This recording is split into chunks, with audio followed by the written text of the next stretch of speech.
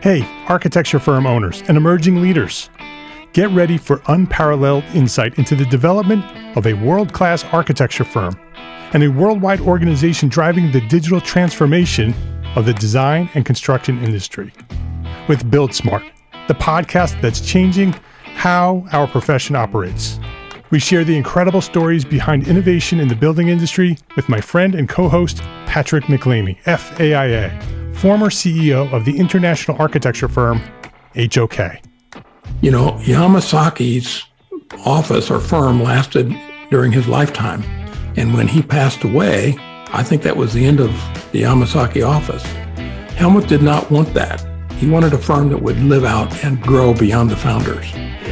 In Season 1, discover the untold stories behind HOK's meteoric rise, from 150 employees in St. Louis to a powerhouse with over 1,900 staff members and 27 offices worldwide. You know, they weren't as polite as the Kojima people. That was just boom. And anytime you have a creditor, whether it's Kojima or the bank, that wants their money, unless you can raise money someplace else, you are out of business. Bankrupt. And hold on tight for Season 2, where Patrick takes us on a new adventure as chairman of Building Smart International, shaping the future of digital transformation in the design, construction, and operation of built assets. Ian Howell, Ken Harold, and I, Ken was my technical representative from HOK. The three of us took a tour of Europe of 5 cities in 5 days. Very busy time. Simply follow the link in the show notes to subscribe to Build Smart now and uncover lessons that will transform you and your architecture firm.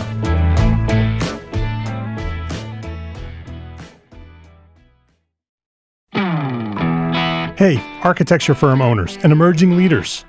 Get ready for unparalleled insight into the development of a world-class architecture firm and a worldwide organization driving the digital transformation of the design and construction industry.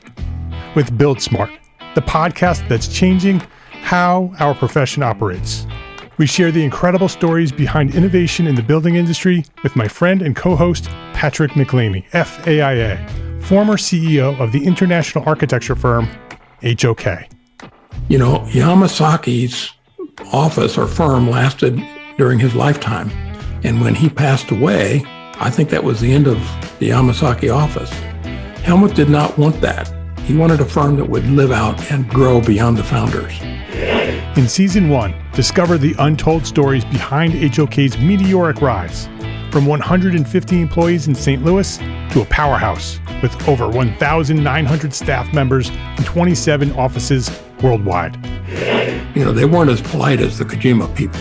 That was just boom. And anytime you have a creditor, whether it's Kojima or the bank, that wants their money, unless you can raise money someplace else, you are out of business. Bankrupt. And hold on tight for Season 2, where Patrick takes us on a new adventure as chairman of Building Smart International, shaping the future of digital transformation in the design, construction, and operation of built assets. Ian Howell, Ken Harold, and I, Ken was my technical representative from HOK. The three of us took a tour of Europe of 5 cities in 5 days. Very busy time. Simply follow the link in the show notes to subscribe to Build Smart now and uncover lessons that will transform you and your architecture firm.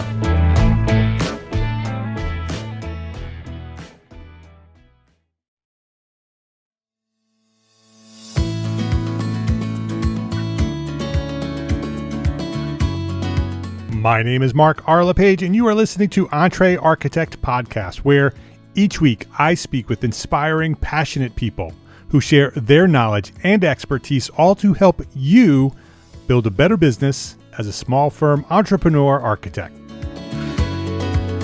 Jonathan Stark, welcome back to EntreArchitect podcast. Glad to be here. Thanks for having me back. Oh, it's great to have you back. This is you are a popular topic in our community because there's this debate going back and forth among architects on hourly, no hourly, no hourly. And in our community, we have a Facebook community of architects, private community that 7,700 architects. Everybody has an opinion. right? And a lot of them say hourly is the way to go, and they will die on that hill. And so I always love having you come back and remind us why hourly doesn't really work so well. Let me introduce you to those who may not know who you are. Jonathan Stark is a former software developer who is on a mission to rid the world of hourly billing. He's the author of Hourly Billing is Nuts, the host of Ditching Hourly, and writes a daily newsletter on pricing for independent professionals. He's back by popular demand. This is Jonathan's return to EntreArchitect podcast. He was with us back in May of 2020, just as the pandemic started to destroy our world around us. We were talking back in episode 324. Jonathan shared his origin story back there. We discussed his thoughts, as he puts it, on why hourly billing is nuts. So go back to episode 324 and listen to that. What we're going to do here is I want to talk about, in that episode, we talked about the why. In this episode, I want to talk about the how. So 324, why ditch hourly billing? In this episode, we're going to talk about how do you do that? How do we transition away from that? Does that sound like a good way to go, Jonathan? Perfect framework. Yep. All right. Let's see here. Let's see where we should start. Let's say a firm that's been billing hourly for maybe 5 or 10 years, right? This is the way they've been doing it since they launched. And you've convinced them they should move away from hourly, but they don't know how to do that. Let's sort of use that as a context, sort of as a structure to have that conversation. Maybe before we jump into the sort of the steps of how to transition, maybe you can provide, just for context, a little bit about what we talked about in 324, about 3 or 4 reasons why we shouldn't be using hourly billing, and then we'll jump into the hows. Okay, so just for a teeny bit more context, the firm that we're going to use as an example, how many people are employed there? Let's say they have a team of 7. Okay, and they have and they're full-time employees, or are they contractors? Mix. There's let's say there's 5 employees and 2 1099s. Okay, perfect. And so why is hourly billing nuts? We can start there as a quick overview. The first thing is that maybe the biggest thing is it artificially limits your income. It just puts a ceiling on your income, and really the only way to scale it up is to add bodies. So add headcount and mark up their time, or in the case of the contractors, or hope that you can keep your full-time employees busy enough to cover payroll. And you just can't dramatically, I've never heard of anyone dramatically scaling up their profits with that model. Right. It is one way to create leverage, and certainly there are different kinds of firms, not just architecture firms, that do make this model work by just adding more and more and more and more bodies, so that there's enough, that 10, maybe 10% profit margin that they're getting off the employees. Maybe it's even 20. Eventually there's enough to support the lifestyle that the owner wants. But the insidious thing about that is that I have talked to many people who have started firms not because they wanted to, and they wanted to be a great leader and a good boss and manage a big team. They actually didn't want to do that, but they saw it as the only way to scale up their income on an hourly model. It's the only way. You need more hours to sell. So, right. 'cause that's right. You're not selling your service. Hours are a limited resource. You only have so many hours to sell. Right. And it creates all kinds of other perverse incentives that we could go into, but we talked about all of that last time. Yeah. And the one thing that I experimented with hourly when I first started, and immediately moved away from it, because every month was a negotiation. Every month was either a negotiation with my client over why I worked that many hours, or it was which is more likely, and a negotiation with myself as I was preparing the invoice. I'm like, I can't possibly charge them all those hours. I worked way more hours than they're going to pay. They're not going to pay that bill. So I reduce the hours and send them off an hourly bill that's not even accurate. Right. It's fudge. It's fudged always. It's very common for people to fudge stuff, usually against themselves. So they'll say, oh, wow, that really shouldn't have taken me that long. Or I spent 2 hours getting up to speed on some new regulation or something. I can't really charge the client for that. So they penalize themselves, even though the deal was Right. anytime that was the deal, right? But then they'll penalize themselves and cut their own hours. But they never do the reverse, and they shouldn't do the reverse, which is like, wow, I finished that twice as fast as I thought I would have. So I'm going to bill them for 2 hours instead of one, because that would not be ethical, because that's not the deal. So already, if you're listening to this and you're already eating hours, you're already not really keeping the deal. Like, you're not even keeping the bargain with yourself, because you know it's screwed up. Like, deep down, you know it's messed up. Right. Yeah. And so many architects work that way. So I'm sure there are many listeners right now nodding their head. So let's jump right into the how, right? So go back to 324 if you want to learn more about why, if you're not convinced yet. If you are convinced, I want this to be a resource. I want this episode to be a resource. So let's start off, maybe, Jonathan, with the alternatives to hourly. If I'm no longer going to work hourly, what are the alternatives for my small firm? Yeah, I especially for a firm, somebody who has payroll, they probably have, and you said they've been in business for many years. Yeah. The notion of the billable hour will be baked in as an underlying assumption all over the business. It'll be everywhere. It'll be in your software systems. It'll be in your processes.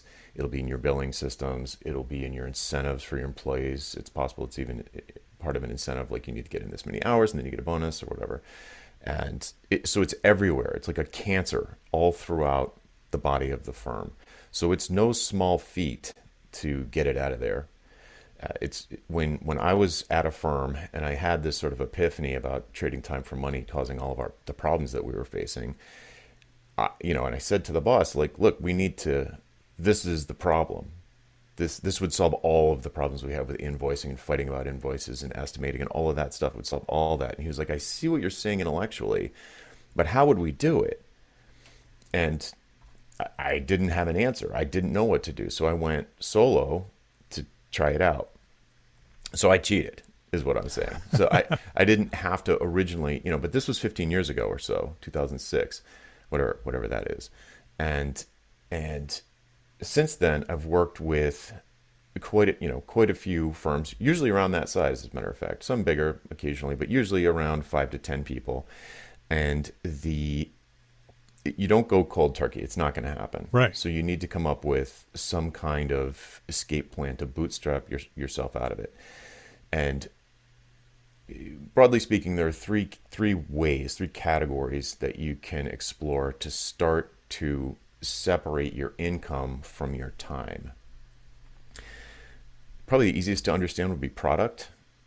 So if you obviously been in business for this hypothetical person has been in business for 10 years. They must have been delivering value to their clients. They must have some happy clients. There's something they're doing right. There's some expertise in there that's valuable. So packaging it up in a different way, so delivering it in a way that you're not accustomed to, in this case would be some kind of digital product.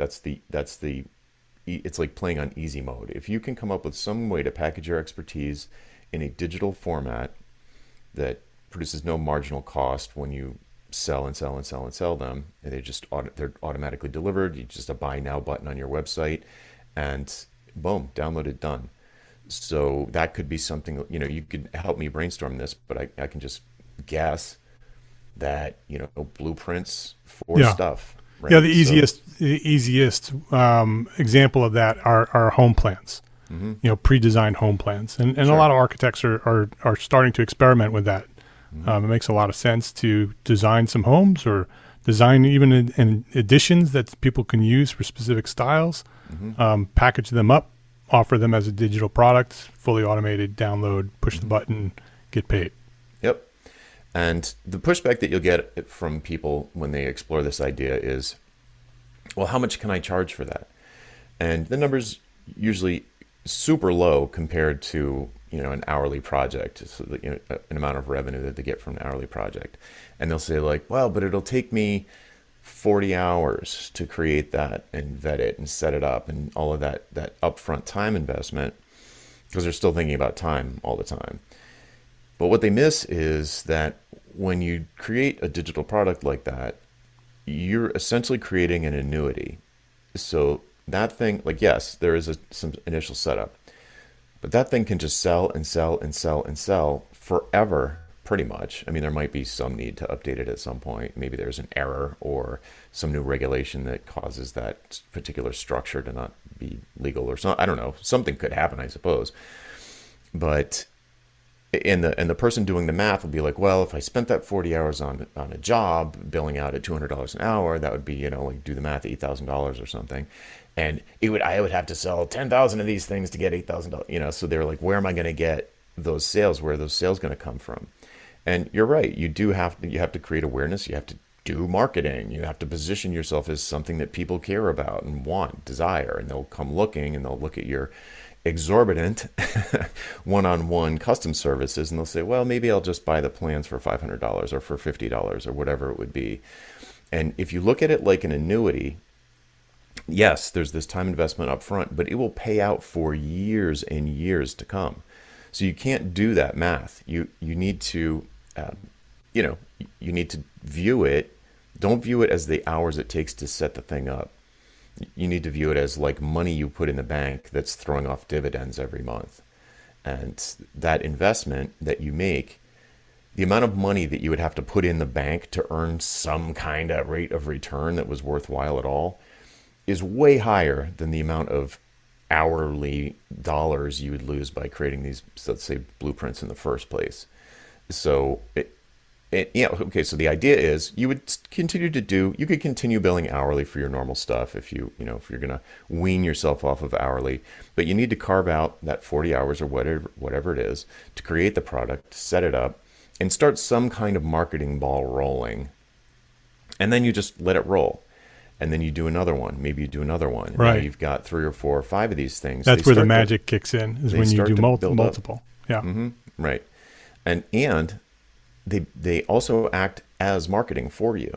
So if someone downloads your plan and they love it, but they're overwhelmed by it, or they don't take whatever the next step they need to do in the DIY, because this would be a DIY thing, then they could reach out to you for another category of product, which to move to productized services. You could have something farther up your product ladder, maybe 10 times more expensive than a blueprint. I mean, is $500 unrealistic for a blueprint for, say, an edition? I've seen $500 home plans before, but I've also seen $5,000 home plans. Okay. So it depends. It depends on the architect and the brand that's been built around that architect. Mm-hmm. Depends on the market they're pursuing, sure. and what comes with that. Because sometimes, which is probably moving more towards the productized service, mm-hmm. sometimes the plan comes with that service. It's part of the package. Right. So productized service is the second way. After products is the first way to get off of the hourly billing. The second way would be productized services. And a productized service is a fixed scope service that you offer at a published price on your website. So it sells like a product, but then you deliver it like a service. And the thing that's different here from a normal project, or like probably what you're used to as a custom, everyone's different project, is that the scope is fixed. So you need to design it in a way that no matter who buys it, it's basically the same amount of time and materials on your part. And you just do that thing over and over again. And over time, as you get better and better at delivering it, you create systems around the delivery. Maybe you've got boilerplate. I don't know, whatever is involved with it. You systematize it more and more and more over time. So it costs you less and less and less to deliver the same outcome.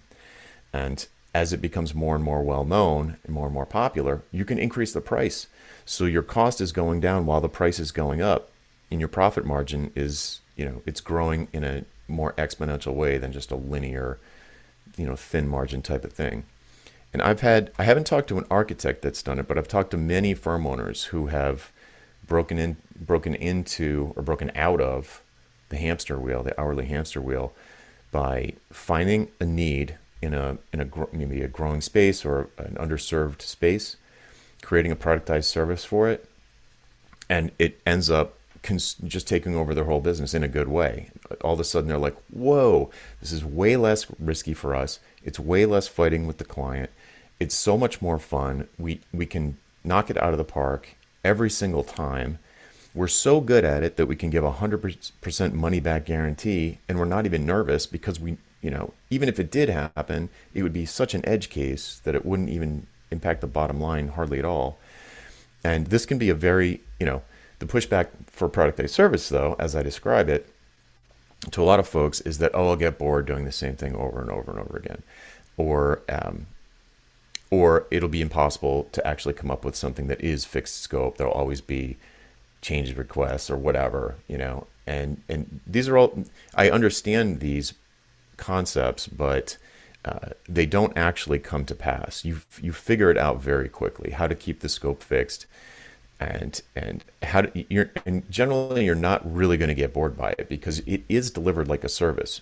The thing that doesn't change every time is your process or the tools that you bring to bear. Like the system stays the same, the time box stays the same, but it's always going to be a different client. It's always going to be interesting or unique in some way. It's just not completely from scratch every time. Yeah, and because you get so good at it, you actually start to enjoy it because the game becomes, how do I get better at it? There are many architects now focusing on ADUs, accessory dwelling units, small houses that are being built on properties with big houses. The ADU regulations are changing throughout the country. And so that's a great place to focus on a productized service. It's a house that you've maybe pre-designed. It's a pretty small scope. The process of getting that approved and built.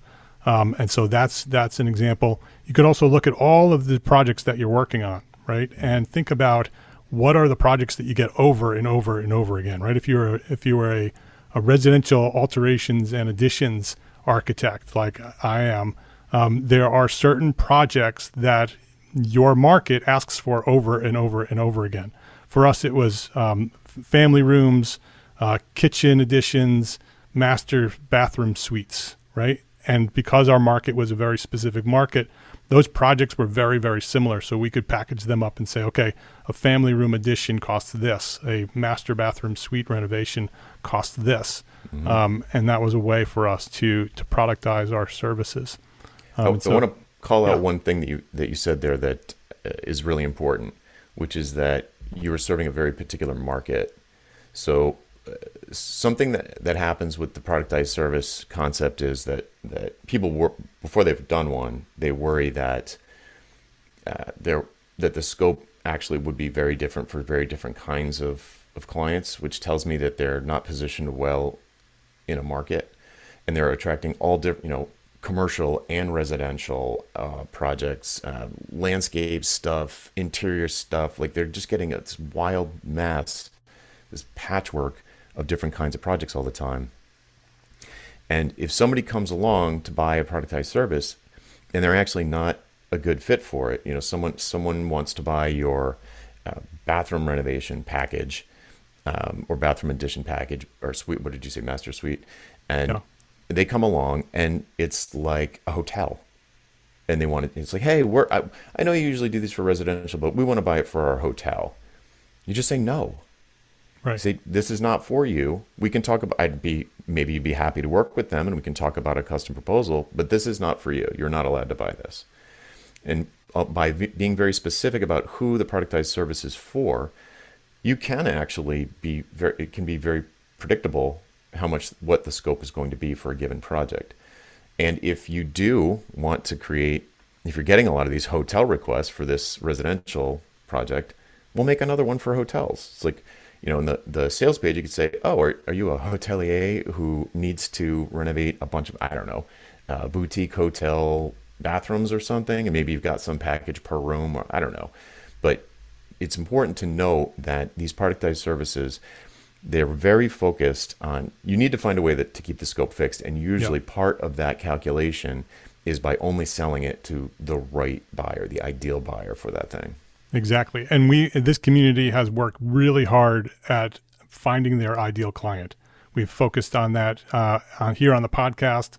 We've written blog posts about it. We have a full month, 30-day workshop that we've done. We've done courses.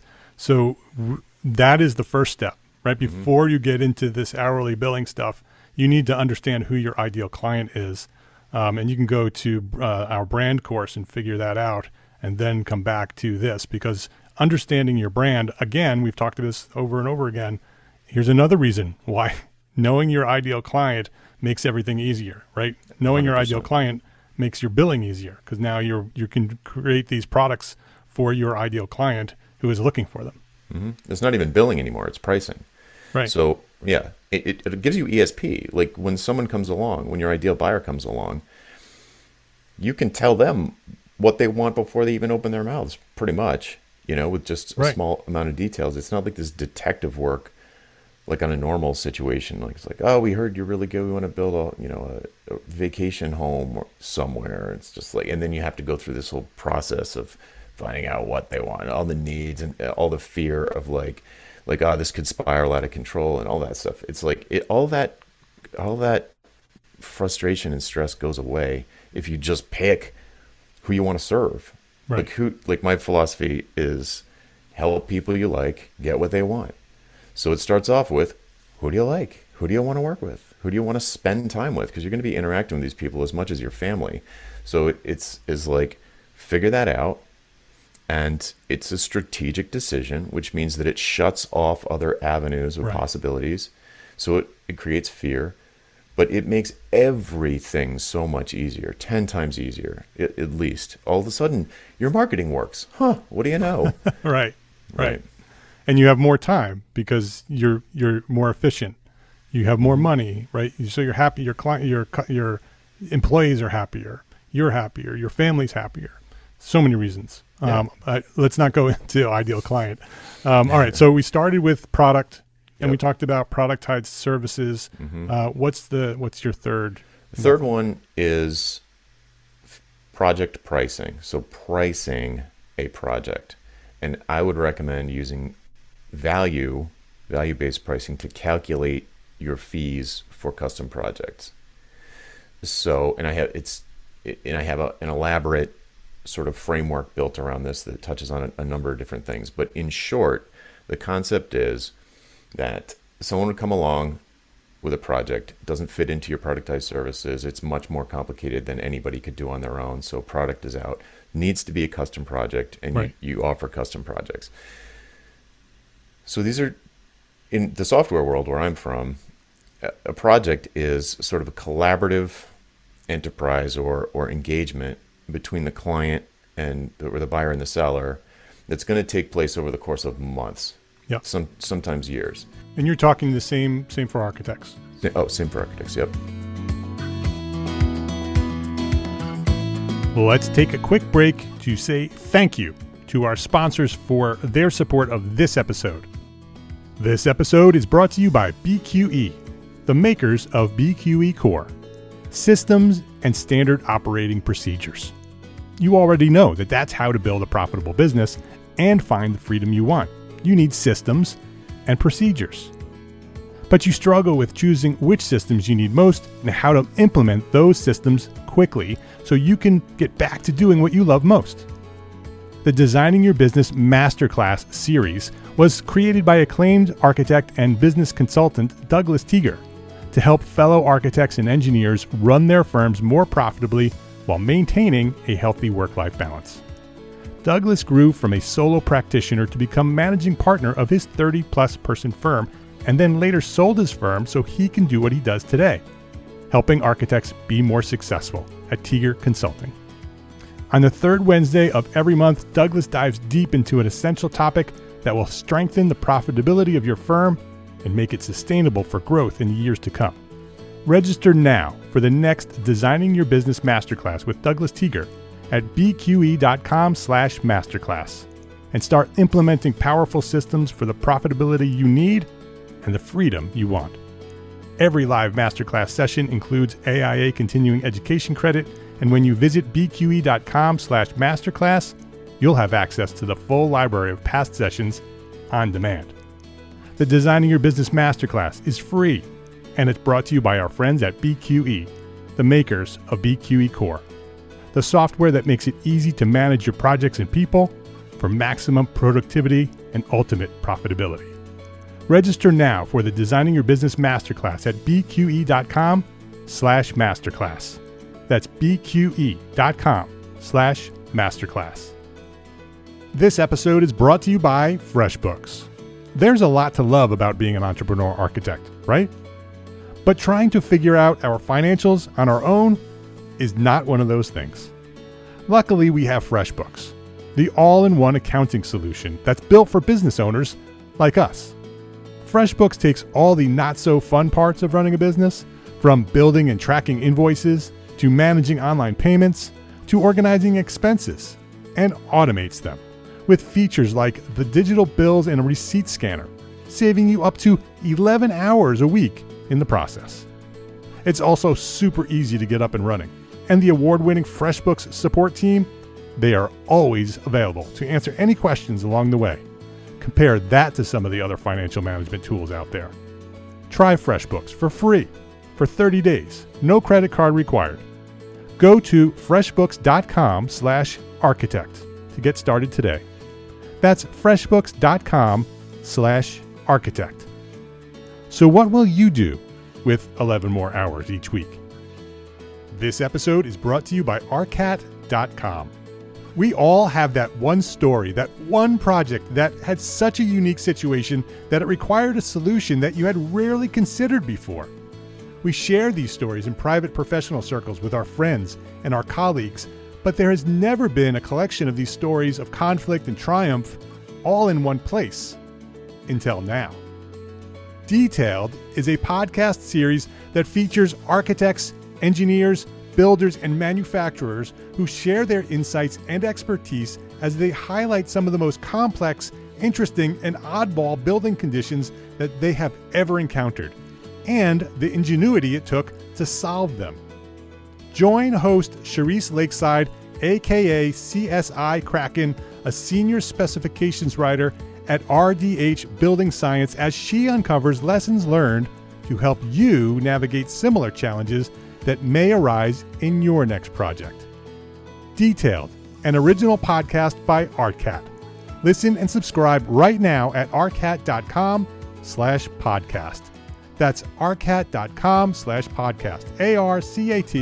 arcat.com/podcast. Detailed. Every building has a story. Please visit our sponsors today and thank them. Thank them for supporting you, the EntreArchitect community. For a typical architecture project, it's several months, several years. It's a collaborative process, typically custom, right? We're trying to figure out how to design this specific building for a specific client in a specific location. And so that's where this project pricing would come in. So, and this is tough. This is tricky because, even thinking about this, I'm sure people are listening saying, I could never give a fixed price for a project. They're always like twice as much as I thought they were going to be. They always spiral out of control, or the clients, or sometimes they're super needy and they want to talk to me all the time. And when someone says that to me, I'm like, especially the going way over budget thing, it's like, maybe you're actually not that great at estimating, And why would you be? You're not incentivized to get good at estimates. In fact, all of the incentives are for you to lowball so that you get the job. And then once they're 6 months into it, they're not going to bet on a different horse because you started to go over budget or the project started to go over budget, but they are going to get increasingly frustrated and angry. It's going to become more and more uncomfortable. The all caps emails start coming in. Yeah. And right. So like, look how bad that is. Right. So we're coming in, we're supposedly the professional, but we can't keep the client out of their own way. We can't keep the client from messing up the project. I feel like there needs to be, on a long-term project like this, you need to be a good communicator. You need to have a good bedside manner, and you need to protect the client from themselves. And how do you do that? You do that by figuring out what their desired outcome is. So in a situation where, you said a building, which feels like a commercial endeavor. So, but this would be true even for a private residence. If you start at the very beginning by figuring out why the person wants this project done in this particular way, why this? What are you trying to achieve here? What's your dream scenario? Like if this was a massive home run, what would that look like? And that's not a list of rooms or square feet or Right. it's an experience of I want this to be a retreat for, I'm a grandparent now and I want this to be a retreat for generations to come where people can feel a particular way and we can watch our kids grow up and they don't want 7 bedrooms and 5 baths and I mean they might say that. They'll probably start by saying stuff like that. But you need to go past that and find out what their desired outcome really is. How do they want to feel at the end? And once you know how they want to feel at the end, you can bring your expertise to bear to guide them in all of those number of fireplace decisions or where should we put the pool. Because you've got an actual goal that you theoretically could hit if you're good, right? And if you understand this person's desired outcome, you can keep them on track and moving in that direction. And don't let them steer the cab from the back seat saying like, oh no, I think we should put that over there. Or I think it should be, I don't know, a different design or whatever. Like you're the expert at your craft, your profession. They're the expert at what they want. They are the expert at that. But when I say what they want, I mean the outcome. Right. They're not the expert at construction or design or any of that stuff. So once you have that sort of desired outcome defined and you are confident that you can move the needle to get them, you can help them with that transformation, then you can price it. And then, and usually by pricing, I would give them a proposal with 3 prices, 3 options, incremental tiered options. Small, medium, and large, good, better, best, however you want to think about it.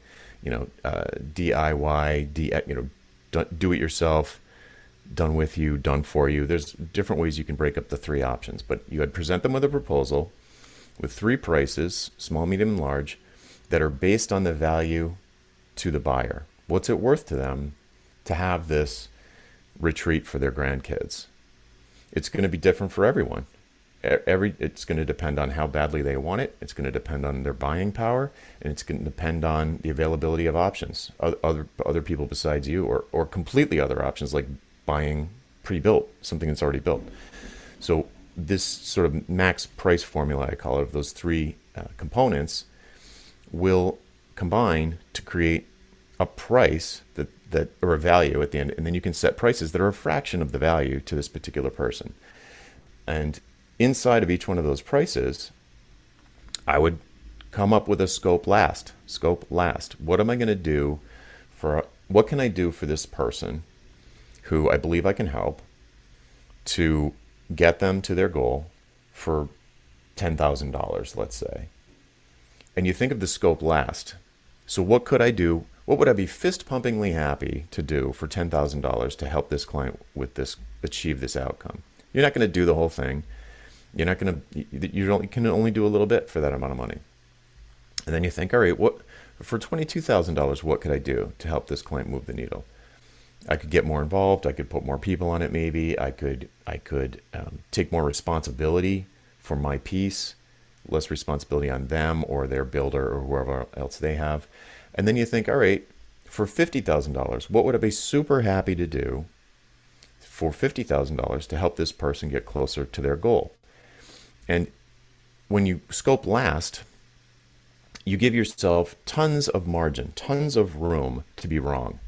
So if you say, it's $10,000 for the first option, you put in a scope that you would sort of begrudgingly do for $5,000, but you would happily do for $10,000. You see what I mean? Yeah. You're putting margin in, but it's not by pumping up the price, it's by decreasing the scope.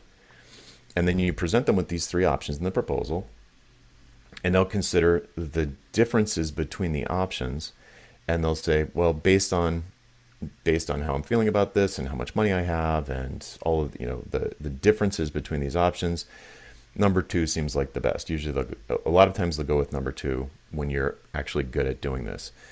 If you're not great at doing it and you still are pricing yourself way too low, they'll pick three every time. And that's a sign that you have underestimated the value to the person of their desired outcome. So you want that top level to be a reach. Yes. Yeah. It's sort of like an insurance policy for you, and it also gives you an indication of whether or not you're leaving money on the table. So if people are always picking one, it means that you need to come up with a way to either attract clients for whom the value will be much higher, or you need to find ways to offer value, set your prices lower and commensurately lowering your scope as well for each thing. But usually the easier thing is to just get clients that have more buying power. Yeah. So, yeah. And this is also another reason, and going back to brand again, another reason why it's important to build that strong brand and have that ideal client, because now that's built into that price, right? That's part of the value of what you're bringing to this client, that you're not everybody else. You are you. You're the brand that you've built. So they want you. You're no longer a commodity. And if you're working as a commodity, right? If you're just out there working with clients who are shopping prices, none of this is going to work. Correct. Right. So you have to have a strong brand that people recognize you for what you do. Go ahead. Yeah. And that max price formula where you basically have desire times money divided by options. So desire, how badly do they want this outcome? Money, what's the buying power? How much money can they come up with?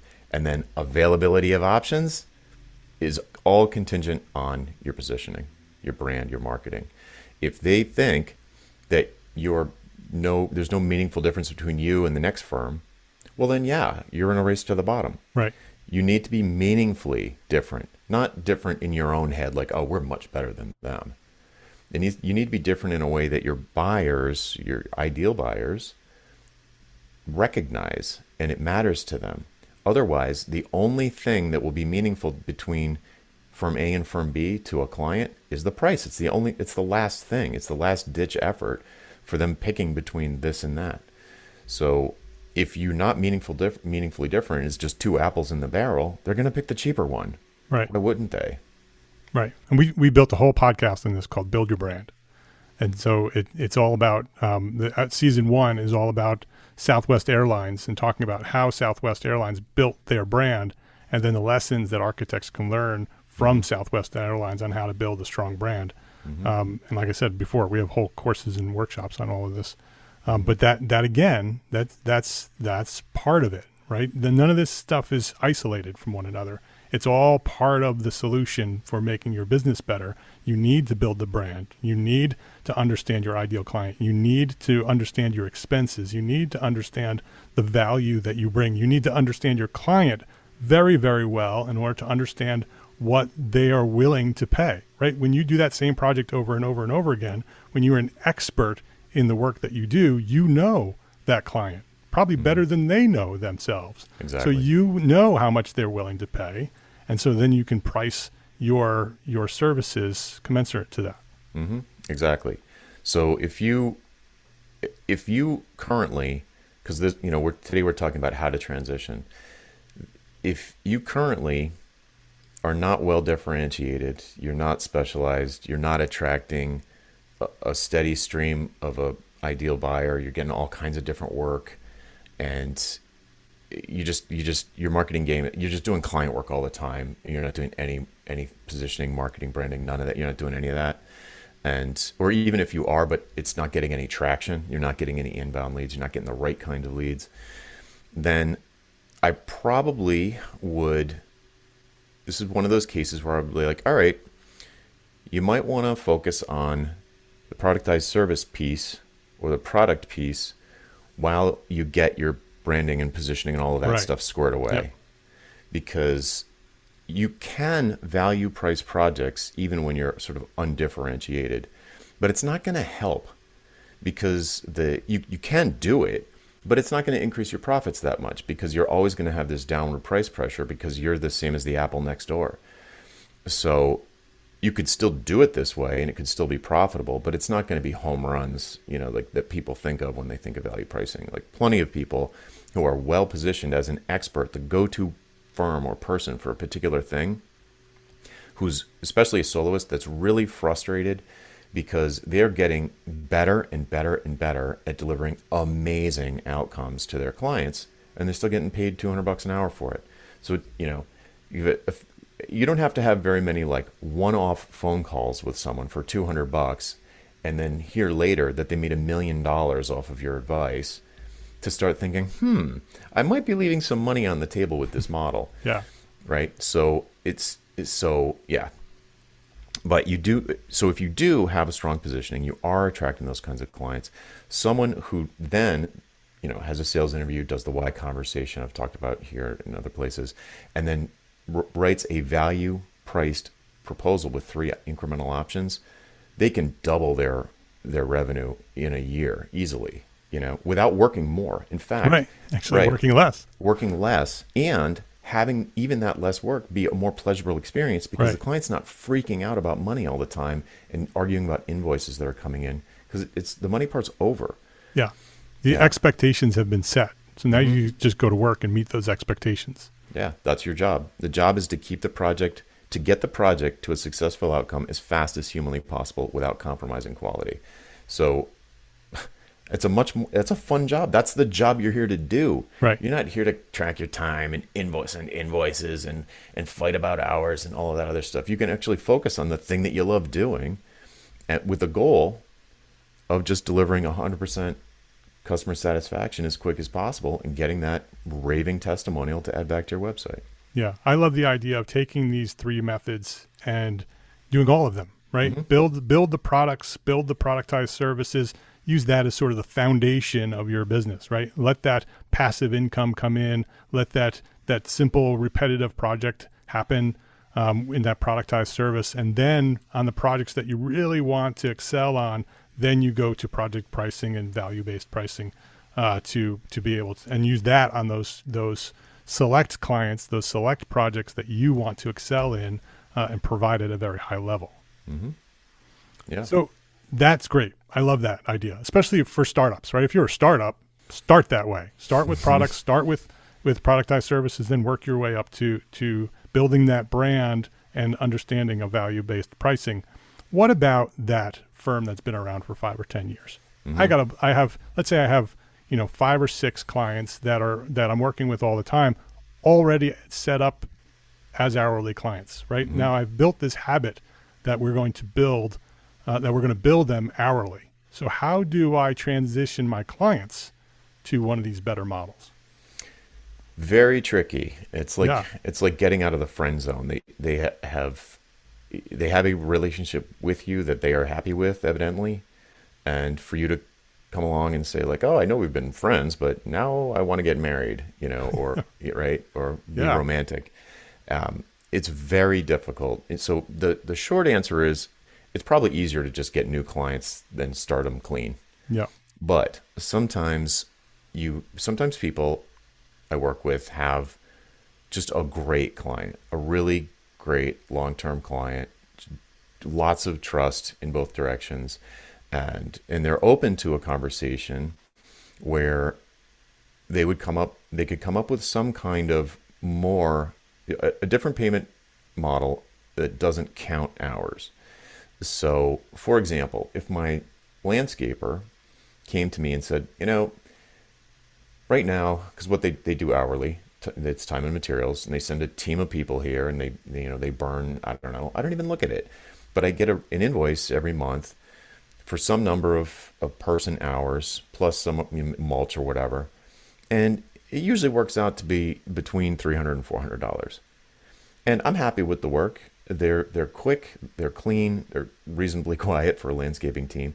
If they came to me and said, listen, we're changing the business model a little bit, and we're going back to our good clients like you and looking back over historically what the payments have been, and they're usually about $350 a month. What do you say we just switch to a flat $350 a month?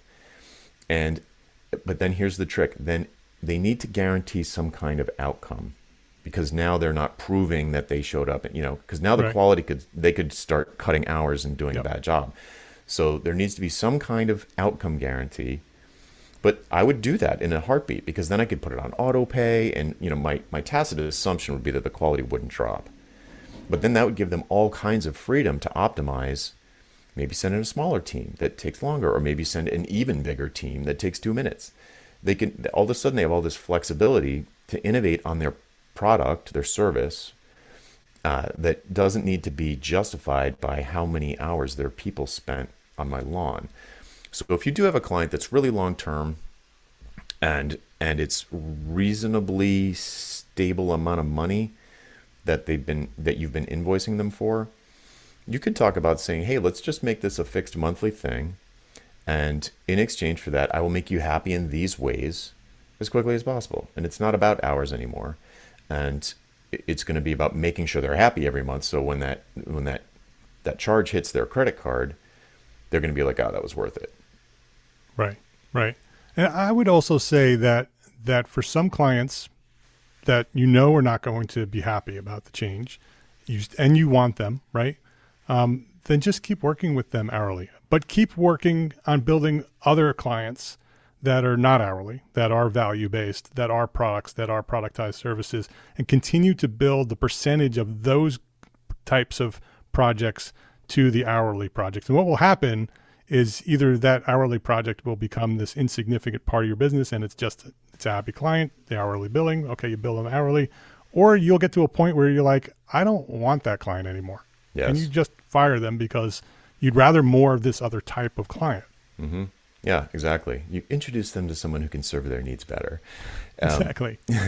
Now, there is especially in this scenario where we're talking about someone who has payroll, sometimes you want to maintain the utilization of your employees so that even if you were bringing enough money in to cover payroll, you still don't want your employees doing nothing. That's not good for them or their morale.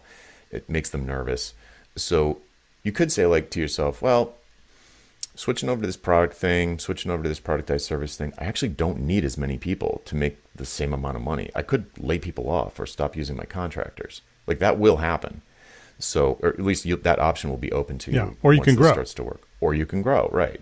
You can, whatever you want to do, you can do. But during the transition phase, it might make sense to have a particular employee dedicated to that one client, and they're still doing the hourly thing. But that's sort of vestigial organ that Right. Yep. you keep around for reasons because it's too painful to remove for whatever reason. And yes, the danger is if you don't have other employees, it's a smaller firm, and you, the owner, you're getting sucked into the hourly thing, where, say, the client is like, oh, I really want this done quickly. I don't care how many hours it takes, but for some reason I've got a deadline and I want this done quickly. So, and there's pressure on you. Sometimes there's pressure on you from them to put in a lot of hours every week, so they feel like the momentum is not slowing down. And that prevents you from working on your business because it sucks up all your time. So if you don't have someone to delegate that hourly projects to, and you can't keep them to like 20 hours of your time per week, it starts to get dangerous, because now it's sucking up all of your innovation time, all of your CEO or your founder, your president, your business time, and you're just doing client work, building somebody else's life or business. So that's the danger of keeping the hourly clients around, is if they're sucking up all of your time Right. as the owner. Yep. Right, exactly. So Jonathan, we talked about alternatives. We talked about transitioning clients. Any other tips or strategies that we should be aware of before we wrap things up? There's a quick one that I use for some people doing a transition, which just briefly, you get a new client that comes through the door, you have an sales interview with them, and you're gonna scope first, and you're gonna estimate the number of hours, and you're gonna present them with a proposal and sort of a take it or leave it. It's your normal process, probably. At least that's how it was with software devs when I did it. And here's the one difference. You could do one thing differently. You could say, well, it's going to be, let's just for round numbers say it's $10,000. It's probably pretty low, but let's just say it's $10,000 worth of hours. Or you just add an option on there. you had an option, or I'll guarantee a fixed price of $18,500, and we'll get it done. So there's no variability in the price. It's more, but you know it won't go over. So what this does is it makes it clear to the buyer that the 10,000 is an estimate. It could be wrong. It's never lower. It's always higher or close. So it's extremely rare for it to be on the money. And by the way, if you're nailing your estimates now, why talk about hours at all? Just give them the price. Right. Right? But anyway, so if you're new to it, you don't get this, you're not feeling it, just tack on that 85%, specifically 85% fixed price premium on top, in addition, and let them choose between the risky one that might be cheaper or the safer one that will definitely be this amount. And this triggers that risk calculation in the buyer's mind. And a surprising number of them don't want the risk and will happily pay the premium for the higher one. And then you don't have to track hours. You don't have to worry about that. You can just do the best job as fast as possible and everybody's happy. The other funny thing about doing this approach is when I walk through the exercise with someone and they say, yeah, I think it'll be about $10,000. That'd be my estimate. I say, okay, so you do it fixed for $18,500. And they're like, no way. And I'm like, well, I think your estimate might be a little low then. So what is the fixed price number that you would agree to, and then reverse engineer the estimate? Right. Because otherwise you're lowballing the client. If you have no business estimating something that you're not even sure of, it could be twice as much. That's a terrible estimate.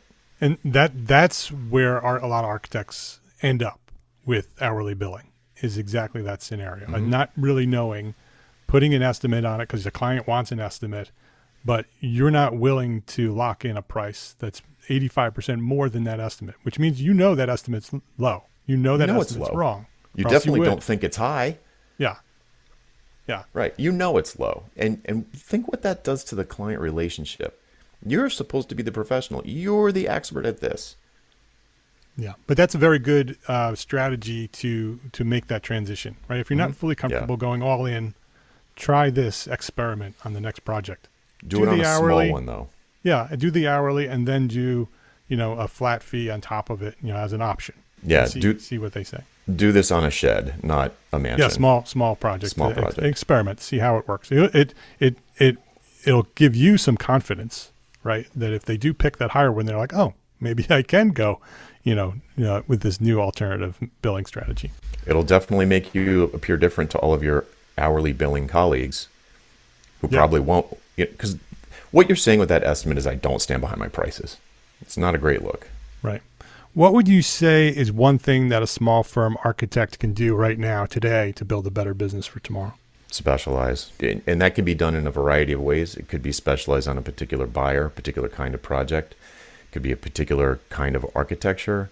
It could be handicap ramps, or it is specialized. It could be stained glass powder rooms. I don't care. But if you specialize and you become known for this thing, that will help you with that denominator in that max price calculation, because you will be the go-to firm for that thing. And then you can build a whole product ladder around it with productized services and products and other packaged kind. You could have more than one productized service. There are a lot of different kinds, advisory retainers, all kinds of things that you can do with productized services. So yeah, I would say specialize in some way, either in your discipline, your skills, and or you can combine these, your vertical. So who do you work with? So your market and your discipline. You find some, it's kind of like Etch-a-Sketch. Remember those? You turn the two dials to where you're the only one in the quadrant. Yeah. Yep. Excellent advice. Jonathan Stark is his name. You can learn more about him and all the things he's doing over at jonathanstark.com. He's got a book called Hourly Billing is Nuts. We'll have a link to that on the show notes. And he's got a podcast. If you want to listen to hours and hours of Jonathan talking about hourly billing and how to get, he talks to interesting people. Ditchinghourly.com is the podcast. Go subscribe. Jonathan, I appreciate you for being out there talking about hourly billing, trying to convince the world to make this change. Your business gets easier right? Everything gets easier and therefore happier and less stressful when your architecture firm is running smoothly. You have that consistent income coming in. It's important, and that's happening all around the world because of the work that you're doing, Jonathan. So I appreciate you for being out there talking about hourly billing and these alternatives to hourly billing. But I also appreciate you for coming back here at the EntreArchitect podcast. My pleasure. Anytime. Thanks for spreading the word. I'm on a mission. If you liked this episode of EntreArchitect podcast, please share a rating, write a review. Go write a review. I would love to know what you think of this podcast, and it helps other architects find us. So go do 5-star rating if you like it. Share, write a review. I'd love it. And share a link to this episode with a friend, because that's how we've grown. That's how EntreArchitect has grown to serve thousands of architects throughout the world, just like you.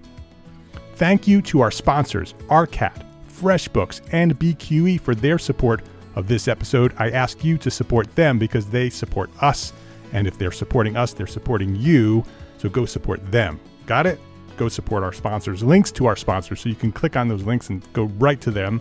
Links to our sponsors and all the resources we shared today are available at the show notes for this episode at entrearchitect.com/podcast. All the shows are there. entrearchitect.com/podcast. EntreArchitect is a member of the Gable Media Podcast Network. Gable Media is curated thought leadership for an audience dedicated to building a better world. Listen and subscribe to all the shows. I think there are 11 of them there now. Go there, gablemedia.com. That's GABL media.com. And I hope you're going to join us in Austin November 1st through November 3rd, 2022. Those are the dates for the EntreArchitect Community Annual Meeting, our first ever live and in-person conference for you, the small firm architect community. Visit entrearchitect.com/annual meeting right now to learn more. That's entrearchitect.com/annual meeting, and I will see you in Austin in November. Don't miss this. This is going to be great. entrearchitect.com/annual meeting. It's a conference for you, small firm architects. Thank you for listening today to this episode of EntreArchitect Podcast. Love, learn, and share what you know.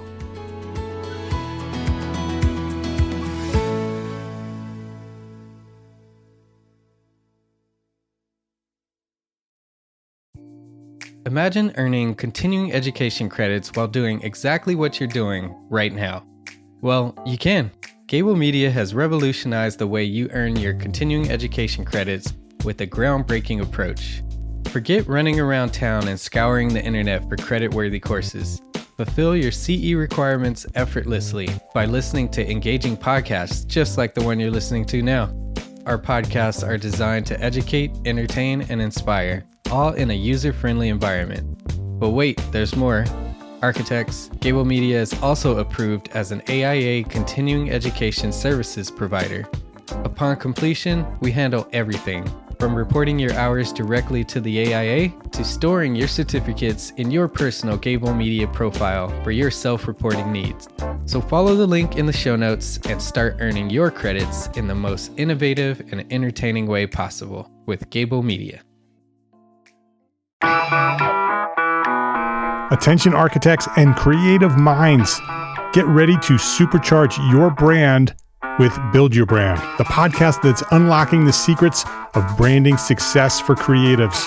Hey there, it's Mark Arlepage, founder of EntreArchitect, and I'm inviting you to join my friend, architect marketing expert Jeff Eccles at Build Your Brand podcast, where he explores the captivating stories of the world's top brands and transforms their lessons into powerful moves for small firm architects and creatives like you. In Season 1, Jeff shares the thrilling tale of Southwest Airlines, where he dissects their journey to the summit and distills it into strategies tailor-made for you.